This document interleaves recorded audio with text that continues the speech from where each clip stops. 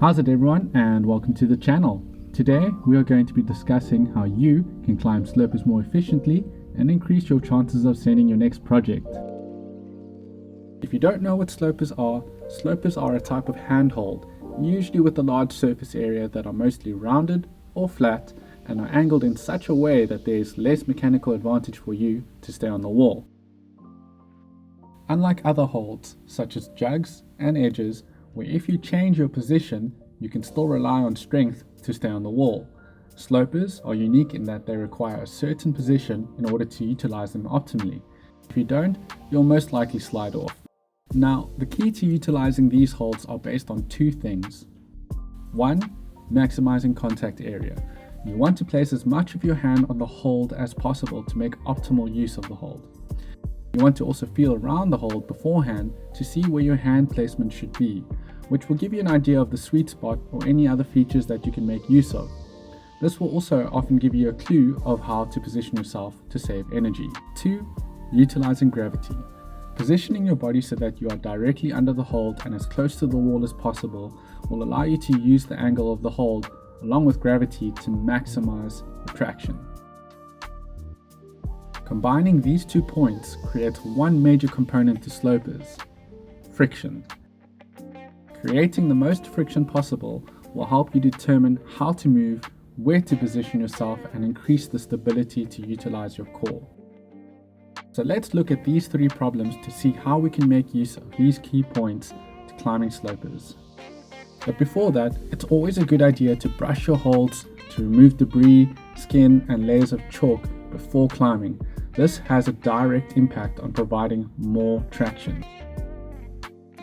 Here we have the first problem, and the first few holds are quite large and they are all slopers. And I'm basically just trying to figure out where would be the optimum hand position for my hands as I move on. And as we start, I want to make sure that my feet are nice and secure.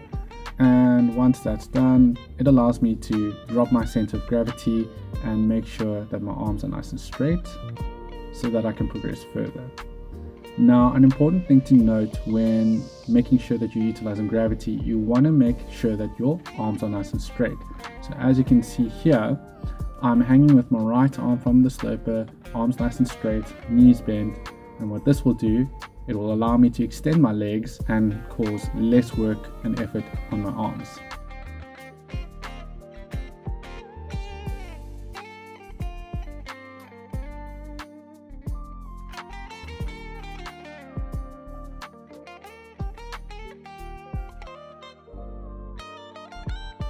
Here you can see how I've put as much contact of my hand on the hold as possible, and I've secured myself with my foot, and I'm applying additional pressure with my other hand, and that will eventually allow me to keep my arms nice and extended. You can see my right arm is nice and straight, drop my body weight, and I can extend.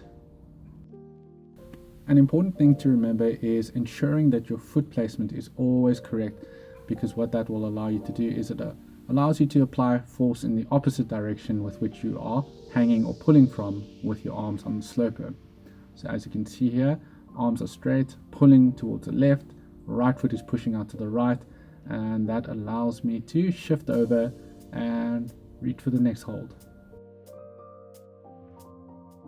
In this next problem, this is where a key thing, and I often find is a mistake for some people, is that we're not reading the problems correctly.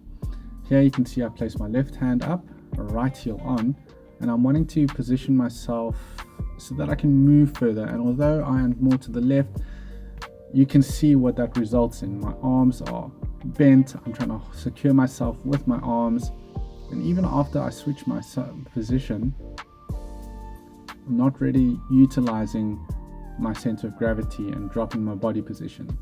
So even though I move further up, you can see by now I'm really getting tired, I'm not thinking correctly, and essentially what happens is my body just gives in. So that is a very big waste of energy. You can see my foot's dropping, I'm not really looking and concentrating, and it's a desperate attempt to go for the next hold, and I can't keep that up. So let's look at that first few starting moves again. Now I know I want to place my left hand up first because it positions my body in a way that I can rotate and pivot and get my left heel on, which allows me to bring my center of gravity more closer to the wall and bring my right hand on as well.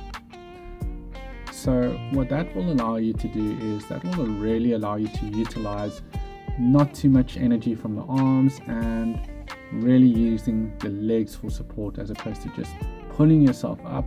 And as you can see, all I had to do was just rotate my body there and shift my weight over to the left foot, and yes, I used that energy for pulling myself up. And as I move for the next sloper, I'm still balancing quite well on my feet, and I'm in such a better position that I can even slide in a sneaky heel toe cam and get a good rest. But you see, even then I'm hanging from the sloper, not really holding myself up, letting gravity do the work and utilizing friction. So from here I can switch position, and last desperate attempt to reach for the next hold, which I do manage to get. Now, as I mentioned before, one of the common mistakes we often see when climbing slopers is that we are holding onto the slopers with all our might and we're really trying to pull ourselves up, causing us to bend our arms. This can often happen when it's towards the end of our session and we're tired, or we haven't really read the problem beforehand, given enough time to really determine where we should be, and that causes us to panic. So as you can see here, it's a desperate attempt again for the sloper. That's quite a flat sloper, and I'm really just trying to push myself up, and it clearly doesn't work. So let's look at that again. This time, maybe let's think about where we should position ourselves as well. So we're moving across, getting to the sloper, and this time it's a better hand placement. Arms are straighter, moving across, but as you can see, I've dropped my body weight, which is good, but it could be done a little bit better and it doesn't look as good as it can be. So this is where, again, finding your feet is an important part, because making sure that your feet are nice and secure allows gravity to do the work and ensuring that you have a nice secure grip to move further on. If you have any other tips you'd like to share that haven't been mentioned in this video, please feel free to drop them in the comments below. And if you found some of these tips useful, please give this video a thumbs up. It would be greatly appreciated. And if you're interested in seeing more content, hit that subscribe button and we'll see you in the next video. Cheers.